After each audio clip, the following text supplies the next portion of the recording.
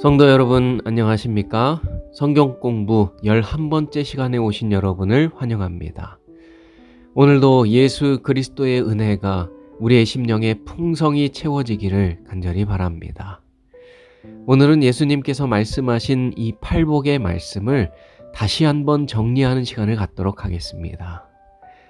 당시 많은 사람들이 예수님의 말씀을 듣기 위해 예수님께로 나아왔습니다. 얼마나 많은 사람이 모였던지 갈릴리 해변가에는 사람들로 가득 차서 도저히 서 있을 수조차 없었습니다. 그래서 예수님은 산 위에 있는 평평하고 넓은 장소로 그들을 인도하셨습니다. 그리고 그곳에서 그 많은 무리가 다 앉을 수 있도록 하신 뒤 말씀을 시작하십니다. 심령이 가난한 자는 복이 있나니 천국이 저희 것이미요. 하늘나라의 백성들은 심령이 가난합니다. 그렇다면 심령이 가난한 자는 어떤 자를 의미하는 것일까요? 성령께서 그 심령에 역사하신 것입니다. 성령께서 역사하셔서 그의 영적 눈을 열어주신 것입니다. 영안이 열려서 자신의 진짜 모습을 보게 된 자들이 심령이 가난한 자들입니다. 지금껏 자신은 매우 부유하다고 생각했는데 자신의 모습을 보고 났더니 사실은 가난하고 헐벗고 굶주린 영적 상태에 있었던 것입니다. 자기 안에는 그 어떤 의나 사랑이 없고 오직 죄로 가득한 그 모습을 하고 있었던 것입니다. 그래서 그 심령이 가난함을 깨닫게 된 자들은 예수님을 원하게 됩니다. 그분의 의를 갈급하게 되고 예수님을 필요로 하는 자가 됩니다. 우리가 만일 성령의 인도하심에 따라 그 가난한 심령을 가지고 예수님께로 나아간다면 주님은 우리의 그 가난한 심령에 당신의 그 놀라운 은혜와 사랑을 충만히 채워주실 것입니다. 그때 우리의 심령에는 은혜의 왕국, 곧 하늘나라가 세워지게 됩니다. 그래서 심령이 가난한 자들에게 복이 있나니 천국이 저희 것임이라고 말씀하신 것입니다.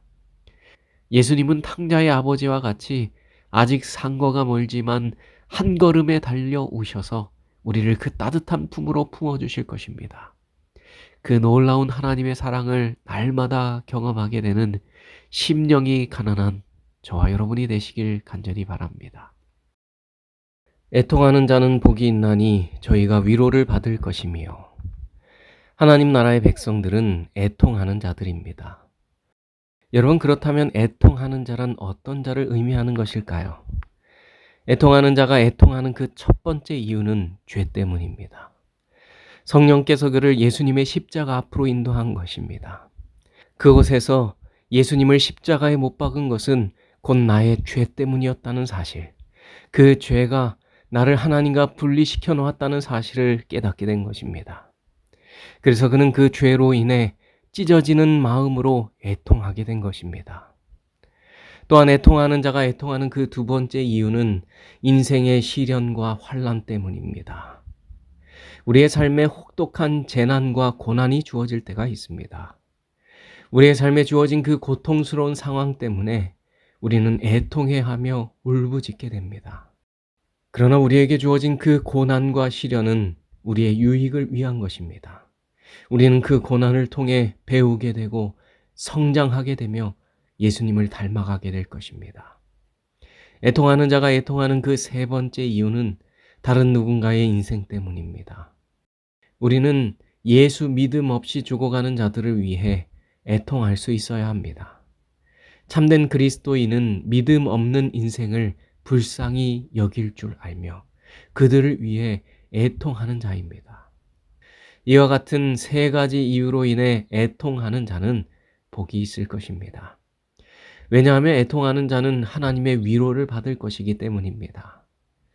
위로를 받을 것이라는 이 단어는 예수님께서 도우실 것이라는 의미가 내포되어 있는 단어입니다. 우리가 고난과 고통 중에 있을 때, 죄와 투쟁하며 애통해야 할 때, 하나님께서 우리와 함께 하시며 우리를 보호하여 주실 것이라고 하는 약속인 것입니다. 우리에게 주어진 이 시련과 고난을 이길 수 있도록 주님은 우리의 힘이 되어 주실 것입니다.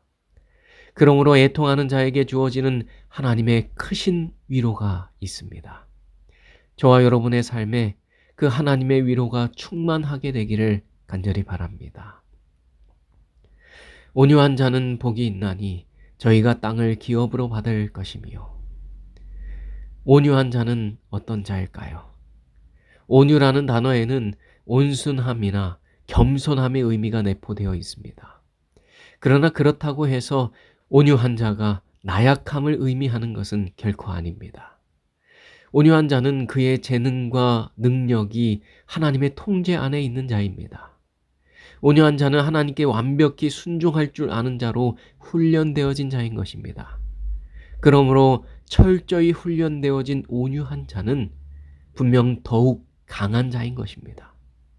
하나님이 나를 어디로 보내시던지 간에 하나님의 그 명령에 따라 순종하는 훈련, 나서야 할 때와 멈춰야 할 때를 배우는 훈련, 내가 가진 재능과 정욕을 제어하고 절제하고 통제할 수 있는 훈련, 그런 훈련의 결과로 온유한 자가 되는 것입니다.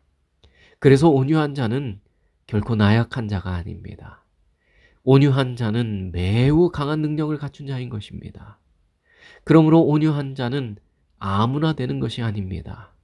훈련되고 교육되고 절제된 자가 마침내 얻게 되는 것이 온유함인 것입니다.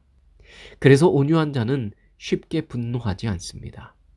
나서야 할 때와 멈춰야 할 때를 아는 자이고, 자신이 가진 재능과 정욕을 제어하고 절제하고 통제할 줄 아는 자인 것입니다.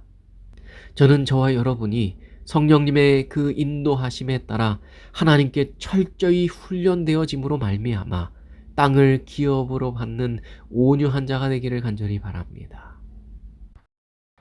의에 줄이고 목마른 자는 복이 있나니 저희가 배부를 것이며. 여러분의 인생엔 무엇이 필요하십니까? 많은 현대인들이 돈에 줄이고 목말라 있습니다. 그러나 우리의 줄임과 목마름을 해결해 줄 수 있는 것은 돈이 아닙니다.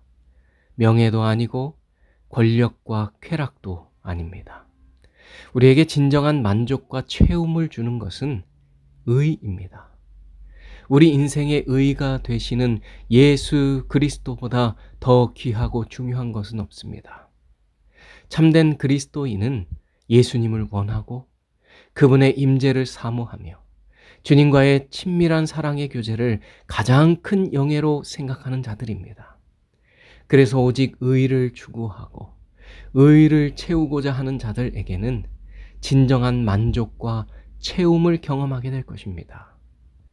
비록 우리의 통장에 돈이 다 떨어지고 쌀독에 쌀이 바닥나며 냉장고가 텅텅 비었고 사업에 어려움이 있다 할지라도 여호와가 계시면 마음에 기쁨이 있고 감사가 있으며 즐거움이 있는 것입니다. 하나님은 우리에게 그런 인생, 그런 기쁨 있는 인생을 말씀해 주고 계신 것입니다. 주 예수보다 더 귀한 것은 없습니다. 우리가 반드시 얻어야 할 것, 우리에게 꼭 필요한 것은 예수 그리스도 그분입니다. 우리에겐 그분이 주시는 의와 은혜와 사랑이 꼭 필요합니다. 우리의 주님은 집 나간 탕자를 날마다 기다리고 계십니다. 세상으로 나아갔던 우리의 길을 돌이켜 주님께로 다시 돌아간다면 주님은 우리를 만나 참된 만족과 기쁨을 허락하여 주실 것입니다. 긍휼히 여기는 자는 복이 있나니 저희가 긍휼히 여김을 받을 것이며. 긍휼히 여기는 자란 어떤 자일까요?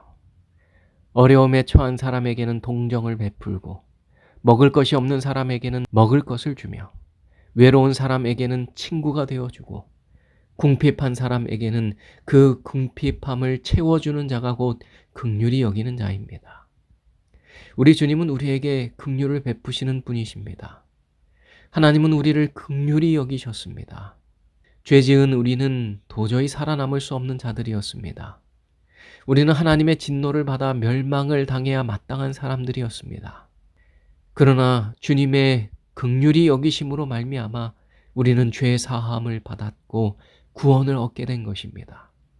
우리가 하나님의 자녀가 된 건 역시 전적으로 하나님의 긍휼하심 때문입니다. 이처럼 긍휼이란 도저히 용서받을 수 없는 사람에게까지 베푸는 용서를 의미합니다. 그러므로 예수님께서 긍휼히 여기는 자가 되라고 말씀하신 것은 도저히 용서받을 수 없는 우리를 하나님께서 용서하셨듯이 우리도 서로 용서하면서 살라는 의미가 담겨 있는 것입니다. 우리로는 도저히 이해할 수 없이 너무나도 악하고 너무나도 나쁜 일을 저지른 사람이라 할지라도 그에게 동정심을 베풀고 그들을 위해서 사랑을 베풀며 살라고 말씀하신 것입니다. 저와 여러분의 삶에 예수님이 주시는 긍휼이 충만하게 되기를 간절히 바랍니다. 우리가 주님의 말씀에 따라 누군가를 긍휼히 여기는 삶을 살게 된다면 우리도 긍휼히 여김을 받게 되는 복을 얻게 될 것입니다. 마음이 청결한 자는 복이 있나니 저희가 하나님을 볼 것이며. 마음이 청결하다는 것은 무엇을 의미하는 것일까요? 마음이 청결하다는 것은 겉이 아니라 속이 깨끗하다는 것을 의미합니다. 우리의 마음이 죄로 더러워지면 우리는 결코 하나님의 마음을 알 수 없고 그분의 어떠하심을 알아볼 수 없습니다. 오직 마음이 정결한 자만이 하나님의 그 아름다운 품성을 보게 될 것입니다. 우리의 심령에 성령 하나님을 초청한다면 성령님이 우리의 마음속에 들어오셔서 우리의 마음을 정결하게 바꿔주실 것입니다. 그렇게 정결해진 마음으로 우리는 하늘의 하나님을 보게 될 것입니다. 우리 그리스도인에게 있어 하나님을 보는 것보다 더 위대한 목적은 없을 것입니다. 우리가 가장 갈망하고 가장 소망하는 삶의 목적은 주님의 품성의 어떠하심과 그분의 영광을 보는 것입니다. 그것보다 더 큰 기쁨과 더 큰 영예는 없을 것입니다. 우리가 재림의 날을 기다리는 그 이유가 무엇입니까? 영광스러운 모습으로 이 땅에 다시 오실 우리 주님을 보기 원하기 때문인 것입니다. 마음이 청결한 자가 하나님을 보게 되는 그 영광스러운 축복을 누리게 되는 것입니다. 그러므로 우리의 겉모습이 아니라 속사람, 곧 우리의 마음을 깨끗게 하시는 성령 하나님을 날마다 초청하는 저와 여러분이 되시길 바랍니다. 화평케 하는 자는 복이 있나니 저희가 하나님의 아들이라 일컬음을 받을 것이며.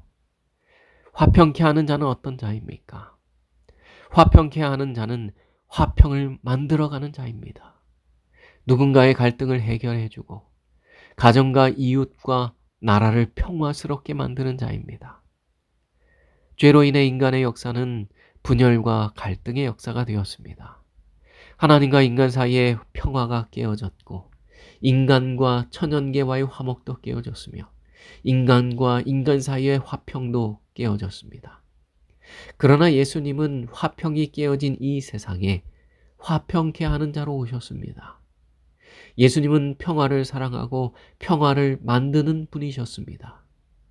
예수님은 갈라지고 갈등하는 모든 사람들을 십자가로 하나가 되게 하셨습니다. 십자가에서 주님은 우리의 모든 죄를 사해 주셨습니다. 그로 인해 우리는 우리의 마음에 켜켜이 쌓여 있었던 죄를 버릴 수 있게 되었습니다.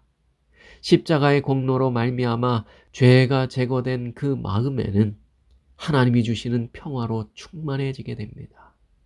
이것이 우리가 평화를 얻을 수 있는 유일한 방법입니다. 십자가에서 폭포수와 같이 흘러나오는 주님의 그 은혜와 사랑이 있습니다. 그 은혜와 사랑이 우리의 심령에 채워지게 되면 우리는 하나님과 더불어 화목하게 되어 평화를 누리게 될 뿐만 아니라 동료 인간들과도 화목하게 될 것입니다. 하나님과 동료 인간들과 화목하게 지내는 사람들의 두 가지 특징이 있습니다. 첫째, 하나님과 동료 인간들과 화목하게 지내는 사람은 결코 불행해질 수 없습니다. 마음에 질투가 없고 악한 추측도 없고 증오도 없기 때문에 누군가와의 갈등을 겪을 일도 없고 그렇기에 피곤하거나 지치지 않으며 늘 평화로운 가운데 진정한 행복을 누리는 인생을 살아갈 수 있게 될 것입니다. 둘째, 하나님과 동료 인간들과 화목하게 지내는 사람은 그 거룩한 감화를 사방으로 널리 퍼뜨리는 화평케 하는 자가 될 것입니다. 하늘과 연결되어 사는 자들은 그 아름다운 향기가 반드시 누군가에게 전해지게 될 것입니다. 그래서 누군가를 화평케 하는 자의 삶을 살게 되는 것입니다. 저와 여러분의 삶에 그와 같은 놀라운 은혜가 충만하기를 바랍니다. 의를 위하여 핍박을 받는 자는 복이 있나니 천국이 저희 것임이라. 예수님은 당신을 따르는 자들에게 세상의 부귀와 영광을 약속하지 않으셨습니다. 예수님은 당신을 따르면 시련이 없는 삶을 살 수 있다고 말씀하지 않으셨습니다.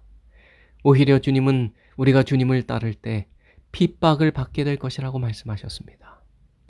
예수님을 따르며 주님과 같이 경건하게 살고자 하는 자는 반드시 핍박을 받게 될 것입니다.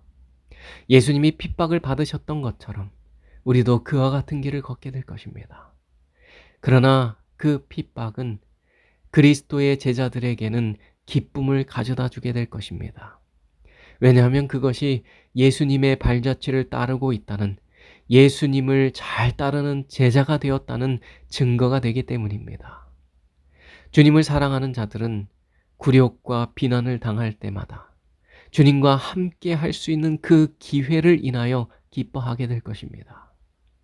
참된 그리스도의 제자들은 주님을 향한 그 사랑 때문에 주님을 위해 받는 고통을 매우 기쁘게 여길 것입니다. 그리스도의 고난에 동참하는 자들은 하나님의 영광에 참여하는 자가 되는 것입니다. 천국은 이와 같이 의를 위하여, 그리스도를 위하여 핍박받는 자의 것이 될 것입니다. 각 시대를 통하여 하나님께 선택된 자들은 모두 욕을 먹고 핍박을 받았습니다. 저와 여러분의 삶에도 그리스도로 인해 고난과 핍박이 주어지게 될 때 그 핍박을 기쁨으로, 영광으로 받아들일 수 있게 되기를 간절히 바랍니다. 그리스도를 바라봄으로써 우리는 변화하게 된다. 이것이 우리에게 매우 중요한 삶의 원칙입니다. 매일 말씀 앞에 서고 기도의 자리에 서서 예수님을 바라보게 될 때 우리가 그분과 같은 형상으로 화하여서 예수님과 같은 삶을 살게 될 것입니다. 팔복에 주어지는 그 모든 복을 누릴 수 있는 비결은 바로 여기에 있습니다. 우리가 그리스도를 날마다 바라보게 될 때에 우리의 삶에 하나님께서 주시는 8가지 복이 충만하게 부어지게 될 것입니다. 우리의 삶에 그와 같은 은혜가 늘 충만하게 되기를 바라면서 오늘 성경 공부를 마치겠습니다. 다음 네모에 들어갈 알맞은 말은 무엇일까요? 그리스도를 네모함으로써 우리는 변화하게 된다. 지금까지 강의를 잘 들으셨다면 문자로 이 정답을 적어 보내주시길 바랍니다. 잠시 음악이 나오는 동안 오늘 우리가 함께 살펴본 그 말씀을 묵상하면서 기도하는 시간을 갖겠습니다. 그리고 5분 뒤 제가 기도를 하고 이 모든 순서를 마치겠습니다.